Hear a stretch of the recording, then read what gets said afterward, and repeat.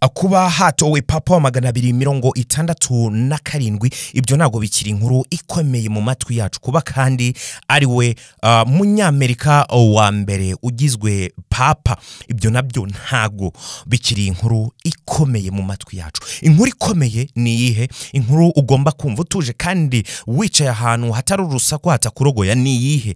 Na magambo akomeye umuvandimwe Murumuna wa papa Leo Francis Robert yatangaje ubwo yaganiraga n'igitangazamakuru cya ABC News mu 1967 ngo habaye ubuhanuzi bukomeye kuri uyu mugabo Papa Leo ubwo yari ari kumwe n'umuvandimwe we. Bari abana bari ku muhanda bahura n'umugore uciriritse ababwira ibintu babifata nk'ibiciriritse ariko bongeye gusesa urumeza ku itariki 8 z'ukwezi kwa gatanu 2025 ubwo byasohoraga. Isegonda kurindi umunota akuwundi twinjiremo turebe ngo byagenze gute. Nimba utari wakora subscribe kuri Menyekana yikore. Nge nitwa Sebo Rexon. You have to know me and to love me. Iyo inkuru iciye igikuba hakorwa ibishoboka byose kugira ngo ufite aho ahuriye niyo nkuru ibitangazamakuru bimwegere agire icyo atangaza. Murumuna wa papa ku itariki 8 telefone zarasoni yakiriye email, yakiriye ubutumwa bugufi, yakiriye ama offer menshi amusaba kuba yahura nawe. Ariko ufite agatuza urushije ndagatuza ni ugera ku nkuru mbere.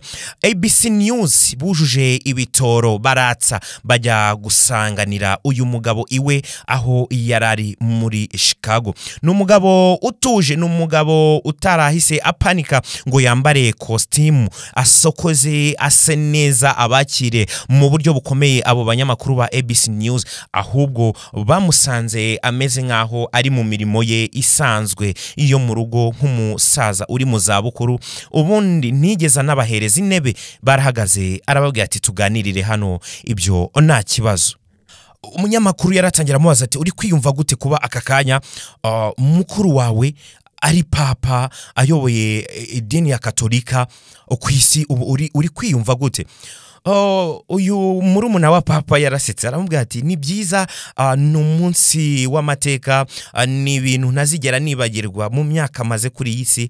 Mu masaziro yanjye uriya munsi umuvandimwe wanjye agirwa papa ni wo munsi wambereye umunsi w'ibyishimo, ni wo munsi nazigera nibagirwa. Umunyamakuru amubaza ati ese warabyizeraga? Wizeraga ko umuvandimwe wawe ashobora kuba papa? Uyu mugabo aramubwira ati mu by'ukuri nakubeshye ntago nabyizeraga. Ati impamvu ntabyizeraga, urabona turabanyamerika, tuba muri Leta Zunze Ubumwe za Amerika, ni politique kandi bihuha byinshi byaravugaga biti Amerika irakomeye mu zindi ngufu.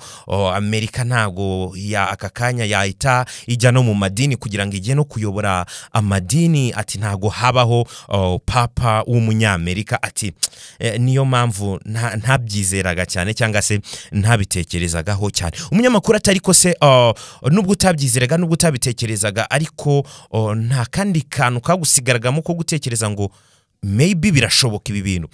Uyu Murumuna wa papa aramuga ngo ya birashoboka byo byari biri mu mutima kubera ko umuvandimwe wanjye papa kimara kwitaba Imana hashize umunsi umwe yaramamagaye ambwira ko yakizwe mu bakaridinari bakeya bagomba gukurwamo ugomba gusimbura Papa Francis.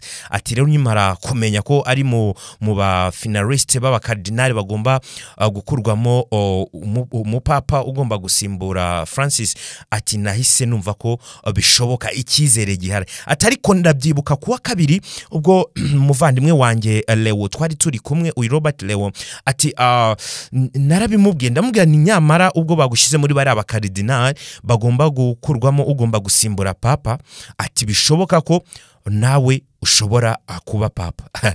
Ati yarasetse anyereka kadashaka no kubiganiraho kandi nta nikizera bifitiye. Arambwira ati reka tubiharire ubushake bw'Imana, buriya Imana niyo ibizi impamvu nashyizwe muri aba bakaridinari, ni nayo izi ikizakurikiraho, reka tubiharire Imana.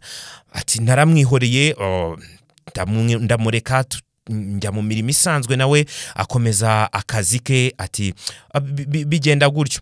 Umunyamakuru aramubaza ati okay none se umunsi uyu mukuru wawe noneho umunsi nyawo batangaza ko yabaye papa wari uri hehe wabyakiriye gute? Uyu mugabo aramusubiza ati mu byukuri nari nibereye mu rugo njewe nari ndi mu rugo nari ndi gusoma igitabo. Ubwo nasomaga igitabo rero naje kwakira message kuri telefone imbwira ngo umwotsi w'umweru wabonetse. So abadukurikiye n'abaturusha ubumenyi kuri ibi ngibi n'abakurikiye umuhango ngira ngo murabizi neza ko ahantu bita St Peter's Square ni muri Vatican abantu baringa ibihumbi 10 bamaze iminsi 2 bategereje kubona umwotsi w'umweru. Hano barakubwira ngo umwotsi w'umweru ugaragara iyo mu bakardinali bagiye gukurwamo umupapa, iyo bamaze gukuramo papa abonetse nibwo hahitaza umwotsi w'umweru noneho bakahita banawutsinga ko papa yabonetse. Uyu rero umuvandimwe wa papa hano ari kuganira itangazamakuru avuga ati ubwo nari ndi gusoma igitabo nibwo nahise mbona message bambwira bati umwotsi w'umweru urabonetse. Ati rero nahise mpamagara umwishywa wanjye ukiri muto araza namwancanira televiziyo ndebe igikorwa kigiye gutangira bagiye kwerekana papa bambwiye ko umwotsi w'umweru wabonetse. Ati rero nahise nshyiramo rinete dore ko kureba kure bijya bingora iyo cyane iyo ngiye kureba televiziyo. Ati nahise nambara rinete maze kwambara rinete nicara muri salo ndi kumwe n'umwishywa wanjye. Ati umuhango uratangira. Umuhango utangiye twari dutegereje kubona uza kuri bariko. Murabizi neza ko abakardinali baba bari imbere muri St Peter's Square. Ati iyo hatangajwe umupapa niwe usohoka agasohoka kuri bariko barangiza bakamutangaza. Mu bagabo batangaza papa harimo Cardinal Deacon, harimo Porto Deacon ndetse na Dominic Lambert. Ati baraje ngiye kubona mbona mukuru wanjye Robert Leo niwe usohotse mbona niwe ubaye papa. Umwishywa wanjye yahise arasakuza cyane aravuga ati birabaye. Ati niwe ugizwe papa. Ati narishimye rwose wari umunsi w'amateka mu buzima bwanjye, umunsi nazigera nibagirwa. Atariko ikintu noneho ucyahise gituma ntangara nkasubira mu cyumba nkakinga nkasesurumeza. Ati ni ijambo ryo mu 1967 twigeze kubwirwa ubwo twari tukiri abana batoya rwose turi abana batoya na mukuru wanjye atari yinjira mu byo kwihimana. Ati twari turi ku muhanda turi gukina turi kumwe n'abandi bana, haza umugore w'umuturanyi wacu ariko udafite amafaranga menshi, umugore usa nkaho aciriritse, aratureba aratwitegereza aho twari turi atunga urutoki. Mukuru wanjye aramubwira ati wowe ni wowe uzaba papa kandi ni wowe uzaba umunyamerika wa mbere uzagirwa papa. Ati twari tukiri abana nago twari tubisobanukiwe ariko twarakomeje turikinira atubifata nk'ibintu bisanzwe. Atariko ku itariki 8 z'ukwezi kwa gatanu nibwo ibitekerezo byanjye byasubiye inyuma, noneho ntangira kumva ko habayeho igitangaza kuri uriya munsi. Hita numva kuri uriya mugore wabitubwiye Imana yari yamutumye kandi yari yamukoreyemo. Ati byo noneho byahise bima isomo rindi ritandukanye n'ibyo abandi bantu bajya bizera. Isomo rimeze gute? Isomo rivuga riti ubuhanuzi bubaho kandi n'ubwanyabwo. Atari ku buhanuzi majorite cyangwa se muri rusange n'ubuhanuzi bubaho bukaba mu gihe wowe utari mu mwanya mwiza wo kwakira ubwo buhanuzi. Ati apana hahandi wagiye mu rusengero ngo ugiye kubwira pasiteri cyangwa se wisabiye umuntu ngo mpanurira, cyangwa ugiye kureba umuntu runaka saba ajya kuraguza babapfumu ukajya kumbwira ngo mbwira niki kizambaho. Atahubwo ubuhanuzi bwanyabwo kuri ngiye ku giti cyanjye nizeye. Ati n'ubuhanuzi umuntu ashobora kugusanga ahantu utaruzi kuri buhure nawe, utarufitanye gahunda nawe, utarufitanye gahunda yo kuvugana nawe, maybe noneho atanakuzi akaza kwitegereza utanabimusabye akakubwira ati iki kintu kizakubaho, iki kintu bizagenda gutya na gutya. Ati ibyo bintu nahise nizerera muri icyo kintu kuva icyo gihe nibutse uwo mugore amagambo yatubwiye ubwo twari turi abana, none bikaba bibaye umuvandimwe wanjye yujuje imyaka 70 muri 2025 mu bintu yatubwiye mu 1967. Umunyamakuru wa ABC arakomeza aramubaza ati okay, ati noneho tubwire umuvandimwe wawe ko mwakoranye bigaragara ko mushobora no kuba muri inshuti cyane kuruta uko muri abavandimwe, imyitwarire ye uyu Robert Prevost Leo uyu nguyu umuzi gute mu bwana bwanyu? Ati uyu muvandimwe we aravuga ati actually yadi no mu bwana yari umuntu ukunda gufasha akiri umwana, yari umuntu ukunda kuvuganira abantu batabasha kuvuga ngo amajwi yabo agere kure. Ati byanga bikunda twabonaga ko ari umuntu udasanzwe no mu rugo, babonaga ko ari umwana udasanzwe. Ati kandi ni umwana ababyeyi bacu bizereragamo ku rwego rwo hejuru. Umunyamakuru arongera aramubaza ati ubona ari irihe tandukaniro riri hagati y'umuvandimwe wawe Robert Prevost Leo ndetse na papa witabye Imana Francis?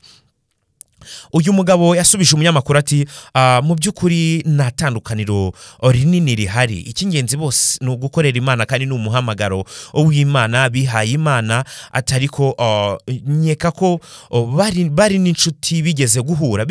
Ati ubwo umuvandimwe wanjye yabaga muri Peru, ati yabaye no muri Peru igihe kinini uyu papa mushyashya ubwo yarakuriye Kiliziya Katolika hariya muri Peru.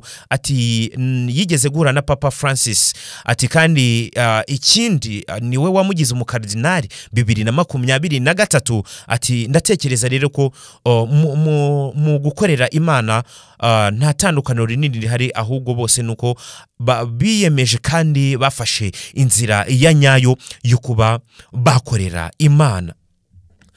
Uyu rero papa Mushya akaba ari papa wa 14.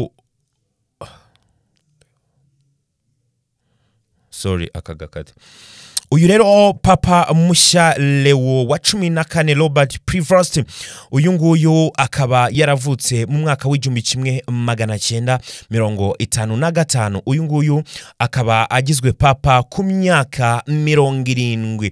Uyu nguyu 2015 kugera 2023 yarari mu gihugu cya Peru ayoboye idini Katolike yo muri Peru. 2023 yaje kuhita agirwa kardinali na papa witabye Imana ariwe Papa Francis. Nkuko nabikubwiye uyu yavukiye muri Leta Zunze Ubumwe za Amerika muri Chicago. Prevost akaba afite abavandimwe babiri harimo uwitwa Louise. Uyu nguyu akaba ari retired cyangwa se ari demobe mu gisirikare cya Leta Zunze Ubumwe za Amerika, akaba yarakoreye aho bita Florida. Akaba afite n'undi muvandimwe we witwa John. John nawe yari umwarimu muri Catholic mu ishuri rya Catholic. Akaba kandi afite mama we yaritabye Imana ku itariki 18 z'ukwa gatandatu mu 1990. Mama yitwaga Mildred, ndetse na papa we Louise akaba yaritabye Imana mu kwa 11 ku itariki 8 mu 1997. Uyu papa mushyashya ikindi wamumenyaho nuko uyu papa mushyashya ngakunda kwikinira tennis. Mu buzima busanzwe akunda kwikinira tennis, kandi no muri interview igeze kuvuga ko akunda kwisomera ikintu, akunda rugusoma ndetse no kumva umuziki. Ikindi kintu wamenya akaba ari umufana ukomeye w'ikipe yitwa Chicago White Sox yo muri Major League Baseball. So uyu papa rero akaba abaye papa wa 267, ariko akaba ari mu Baleo cyangwa se izina yafashe rya Leo, akaba ari uwa 14 akaba ari uwa 14. So ni Menyekana TV, nitwa Sebo Rexon. Byinshi n'ubundi ugomba kumenyera hano kuri Menyekana TV. See you next. Menyekana TV.